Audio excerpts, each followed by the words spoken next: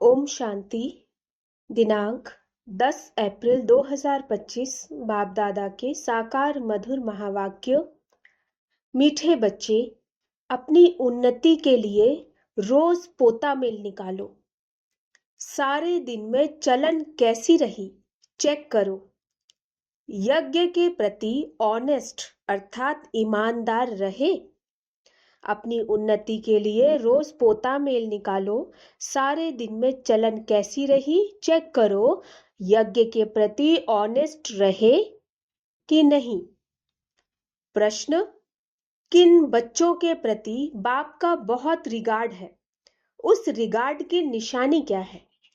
उत्तर, जो बच्चे बाप के साथ सच्चे, यज्ञ के प्रति ईमानदार हैं, कुछ भी छिपाते नहीं, उन बच्चों प्रति बाप का बहुत रिगार्ड है।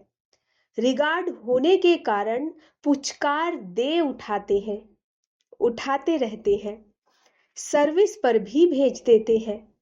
बच्चों को सच सुनाकर श्रीमत लेने की अक्ल होनी चाहिए।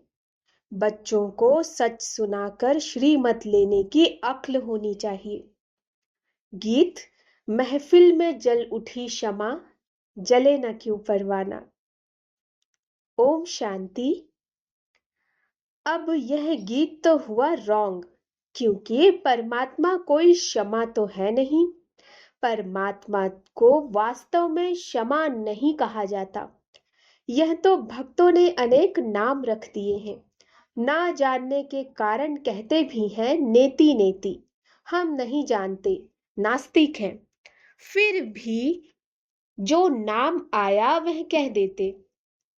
ब्रह्म, क्षमा, ठिक्कर भीतर में भी परमात्मा कह देते, क्योंकि भक्ति मार्ग में कोई भी बाप को यथार्थ रीति पहचान नहीं सकते।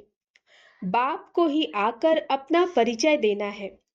शास्त्र आदि कोई में भी बाप का परिचय नहीं है, इसलिए उन्हों को नास्तिक कहा जाता है। अब बच्चों को बाप ने परिचय दिया, परंतु अपने को आत्मा समझ बाप को याद करना, इसमें बहुत ही बुद्धि का काम है। इस समय है पत्थर बुद्धि, आत्मा में बुद्धि है। ऑर्गन्स द्वारा पता पड़ता है आत्मा की बुद्धि पारस है या पत्थर है। सारा मदार आत्मा पर है।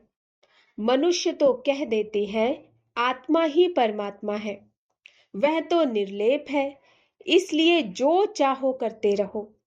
मनुष्य होकर बाप को ही नहीं जानते हैं। बाप कहते हैं माया रावण ने सबकी पत्थर बुद्धि बना दी है। दिन प्रतिदिन तमो प्रधान जास्ती होते जाते। माया का बहुत जोर है, सुधरते ही नहीं। बच्चों को समझाया जाता है रात को सारे दिन का पोता मेल निकालो, क्या किया? हमने भोजन देवताओं मिसल खाया, चलन कायदे सिर चली या अनाड़ियों मिसल। रोजाना अपना पोता मेल नहीं संभालेंगे तो तुम्हारी उन्नति कभी नहीं होगी। बहुतों को माया थप्पड़ मारती रहती है। लिखते हैं आज हमारा बुद्धि योग फलाने के नाम रूप में गया, आज यह पाप कर्म हुए। ऐसा सच लिखने वाला कोटों में कोई ही है। बाप कहते हैं मैं जो हूं, जैसा हूं, मुझे बिल्कुल नहीं जानते। अपने को आत्मा समझ और बाप को याद करें, तब कुछ बुद्धि में बैठे। अपने को आत्मा समझ और बाप को याद करें, तब कुछ बुद्धि में बैठे। बाप कहते हैं भल अच्छे अच्छे बच्चे हैं, बहुत अच्छा ज्ञान सुनाते हैं, योग कुछ नहीं, पहचान पूरी है नहीं, समझ नहीं सकते, इसलिए किसको समझा नहीं सकते। सारी दुनिया के मनुष्य मात्र रचता और रचना को बिल्कुल जानते नहीं, तो गोया कुछ भी नहीं जानते। यह भी ड्रामा में नूद है, फिर भी होगा। 5000 वर्ष बाद फिर यह समय आएगा और मुझे आकर समझाना होगा। राजाई लेना कम बात नहीं है, बहुत मेहनत है। माया अच्छा ही वार करती है, बड़ी युद्ध चलती है। बॉक्सिंग होती है ना, बहुत होशियार हो जाते हैं, उनकी ही बॉक्सिंग होती है। फिर भी एक दो को बेहोश कर देते हैं ना। कहते हैं बाबा माया के बहुत तूफान आते हैं, यह होता है। सो भी बहुत थोड़े सच लिखते हैं, बहुत हैं जो छिपा लेते हैं। समझ नहीं कि मुझे बाबा को कैसे सच सुनाना है, क्या श्रीमत लेनी है, वर्णन नहीं कर सकते। बाप जानते हैं माया बड़ी प्रबल है, सच बतलाने में बड़ी लज्जा आती है। उनसे कर्म ऐसे हो जाते जो बताने में लज्जा आती है। बाप तो बहुत रिगार्ड दे उठाते हैं। यह बहुत अच्छा है, इनको ऑल राउंड सर्विस पर भेज दूंगा। बस देह अहंकार आया, माया का थप्पड़ खाया, यह गिरा। बाबा तो उठाने लिए महिमा भी करते हैं, पुचकार दे उठाऊंगा। तुम तो बहुत अच्छे हो, स्थूल सेवा में भी अच्छे हो, परंतु यथार्थ रीति बैठ बताते हैं कि मंजिल बहुत भारी है। देह और देह के संबंध को छोड़ अपने को अशरीरी आत्मा समझना, यह पुरुषार्थ करना बुद्धि का काम है। सब पुरुषार्थी हैं। कितनी बड़ी राजाई स्थापन हो रही है। बाप के सब बच्चे भी हैं, स्टूडेंट भी हैं, तो फॉलोअर्स भी हैं। यह सारी दुनिया का बाप है। सभी उस एक को बुलाते हैं। वह आकर बच्चों को समझाते रहते हैं। फिर भी इतना रिगार्ड थोड़े ही रहता। बड़े बड़े आदमी आते हैं, कितना रिगार्ड से उनकी संभाल करते, कितना भपका रहता है। इस समय तो है सब पतित, परंतु अपने को समझते थोड़े ही हैं। माया ने बिल्कुल ही तुच्छ बुद्धि बना दिया है। कह देते सतयुग की आयु इतनी लंबी है, तो बाप कहते हैं 100% बेसमझ हुए ना। मनुष्य होकर और क्या काम करते रहते हैं। 5000 वर्ष की बात को लाखों वर्ष कह देते हैं। यह भी बाप आकर समझाते हैं। 5000 वर्ष पहले इन लक्ष्मी नारायण का राज्य था। यह दैवी गुण वाले मनुष्य थे, इसलिए उनको देवता, आसुरी गुण वाले को असुर कहा जाता है। असुर और देवता में रात दिन का फर्क है। कितना मारामारी झगड़ा लगा पड़ा है। खूब तैयारियां होती रहती हैं। इस यज्ञ में सारी दुनिया स्वाहा होनी है। इनके लिए यह सब तैयारियां चाहिए ना। बॉम्ब्स निकले सो निकले, फिर बंद थोड़े ही हो सकते। थोड़े समय के अंदर सबके पास ढेर हो जाएंगे, क्योंकि विनाश तो फटाफट होना चाहिए ना। फिर हॉस्पिटल आदि थोड़े ही रहेगी, किसको पता भी नहीं पड़ेगा। मासी का घर थोड़े ही है। विनाश साक्षात्कार कोई पाई पैसे की बात नहीं है। सारी दुनिया की आग देख सकेंगे।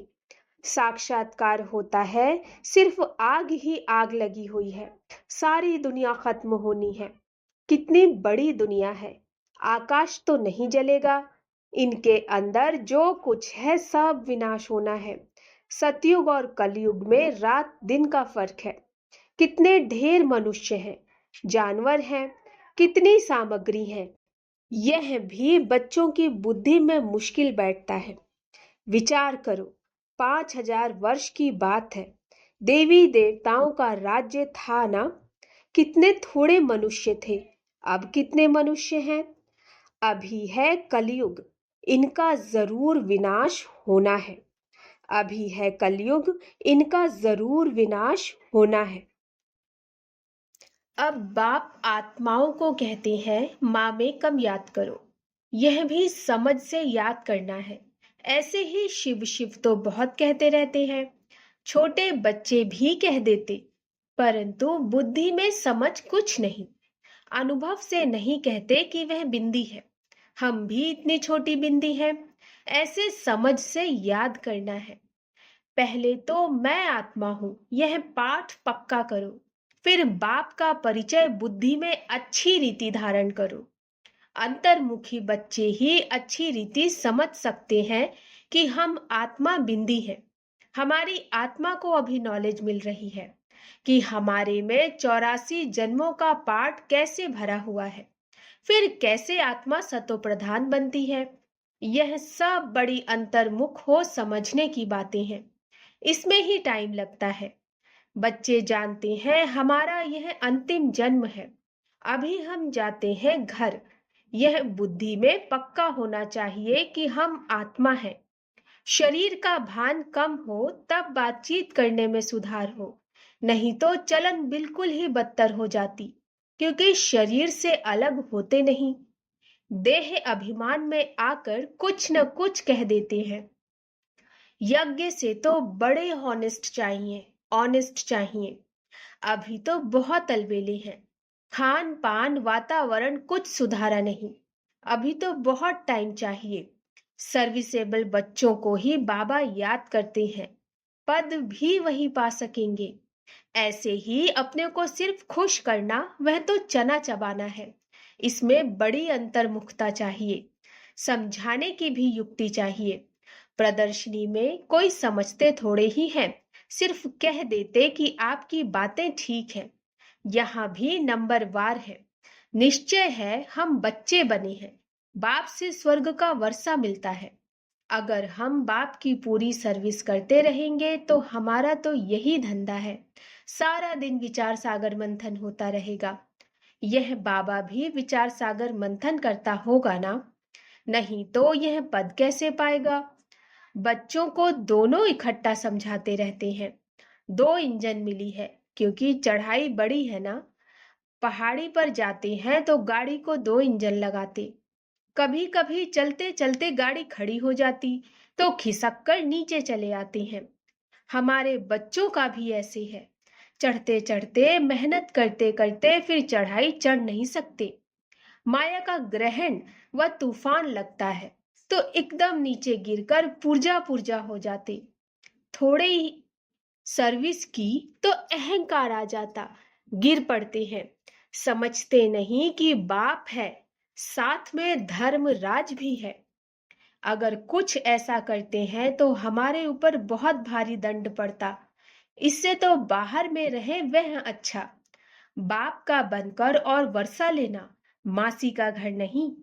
बाप का बनकर और फिर ऐसा कुछ करते तो नाम बदनाम कर देते, बहुत चोट लग जाती। वारिस बनना कोई मासी का घर थोड़े ही है। प्रजा में कोई इतने साहूकार बनते हैं, बात मत पूछो।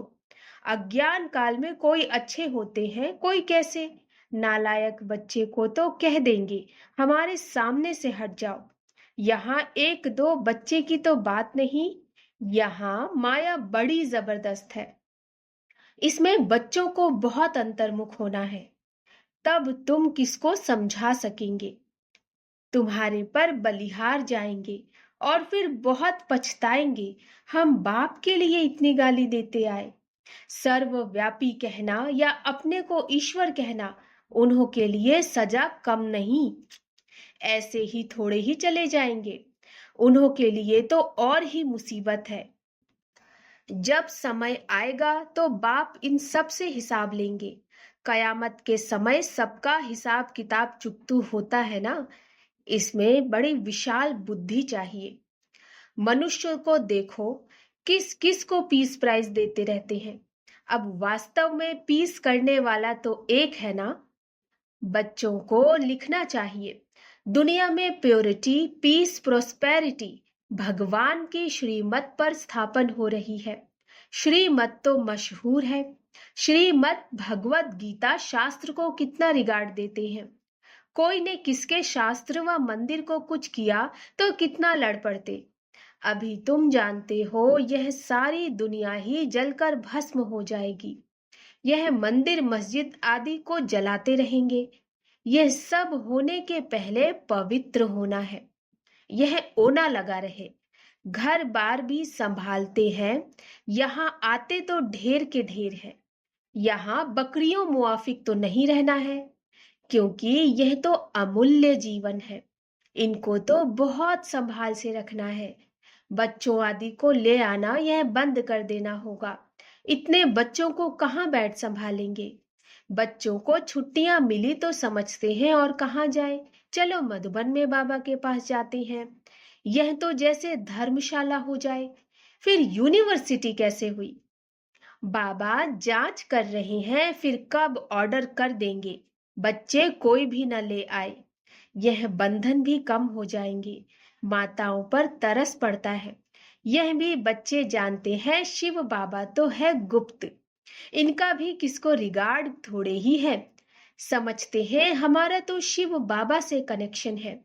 इतना भी समझते नहीं, शिव बाबा ही तो इन द्वारा समझाते हैं ना। माया नाक से पकड़ उल्टा काम कराती रहती, छोड़ती ही नहीं। राजधानी में तो सब चाहिए ना। यह सब पिछाड़ी में साक्षात्कार होंगे। सजाओं के भी साक्षात्कार होंगे। बच्चों को पहले भी यह सब साक्षात्कार हुए हैं। फिर भी कोई कोई पाप करना छोड़ते नहीं। कई बच्चों ने जैसे गांठ बांध ली है कि हमको तो बनना ही थर्ड क्लास है, इसलिए पाप करना छोड़ते ही नहीं। और ही अच्छी रीति अपनी सजाएं तैयार कर रहे हैं। समझाना तो पड़ता है ना। यह गांठ नहीं बांधो कि हमको तो थर्ड क्लास ही बनना है। अभी गांठ बांधो कि हमको ऐसा लक्ष्मी नारायण बनना है। कोई तो अच्छी गांठ बांधते हैं, चार्ट लिखते हैं। आज के दिन हमने कुछ किया तो नहीं। ऐसे चार्ट भी बहुत रखते थे, वह आज है नहीं। माया बहुत पछाड़ती है। आधा कल्प मैं सुख देता हूं तो आधा कल्प फिर माया दुख देती है। अच्छा, मीठे मीठे सिकिलधे बच्चों प्रति मात पिता बाप दादा का याद प्यार और गुड मॉर्निंग। रूहानी बाप की रूहानी बच्चों को नमस्ते। हम रूहानी बच्चों की रूहानी मात पिता बाप दादा को नमस्ते नमस्ते नमस्ते। गुड मॉर्निंग बाबा। धारणा के लिए मुख्य सार, अंतर्मुखी बनकर शरीर के भान से परे रहने का अभ्यास करना है। खान पान चाल चलन सुधारना है। सिर्फ अपने को खुश करके अलबेला नहीं होना। दूसरा, चढ़ाई बहुत ऊंची है, इसलिए बहुत बहुत खबरदार होकर चलना है। कोई भी कर्म संभाल कर करना है। अहंकार में नहीं आना। उल्टा कर्म करके सजाएं नहीं तैयार करनी है। गांठ बांधनी है कि हमें इन लक्ष्मी नारायण जैसा बनना ही है। वरदान, रूहानियत की श्रेष्ठ स्थिति द्वारा वातावरण को रूहानी बनाने वाले सहज पुरुषार्थी भव। रूहानियत की श्रेष्ठ स्थिति द्वारा वातावरण को रूहानी बनाने वाले सहज पुरुषार्थी भव। रूहानियत की स्थिति द्वारा अपने सेवा केंद्र का ऐसा रूहानी वातावरण बनाओ जिससे स्वयं की और आने वाली आत्माओं की सहज उन्नति हो। क्योंकि जो भी बाहर के वातावरण से थके हुए आते हैं, उन्हें एक्स्ट्रा सहयोग की आवश्यकता होती है। इसलिए उन्हें रूहानी वायुमंडल का सहयोग दो। सहज पुरुषार्थी बनो और बनाओ। हर एक आने वाली आत्मा अनुभव करे कि यह स्थान सहज ही उन्नति प्राप्त करने का है। स्लोगन, वरदानी बन शुभ भावना और शुभ कामना का वरदान देते रहो। वरदानी बन शुभ भावना और शुभ कामना का वरदान देते रहो। अव्यक्त इशारे, कंबाइंड रूप की स्मृति से सदा विजयी बनो। बाप कंबाइंड है, इसलिए उमंग उत्साह से बढ़ते चलो। कमजोरी दिल शिकस्तपन बाप के हवाले कर दो। अपने पास नहीं रखो। अपने पास सिर्फ उमंग उत्साह रखो। सदा उमंग उत्साह में नाचते रहो, गाते रहो और ब्रह्मा भोजन करते रहो। अच्छा,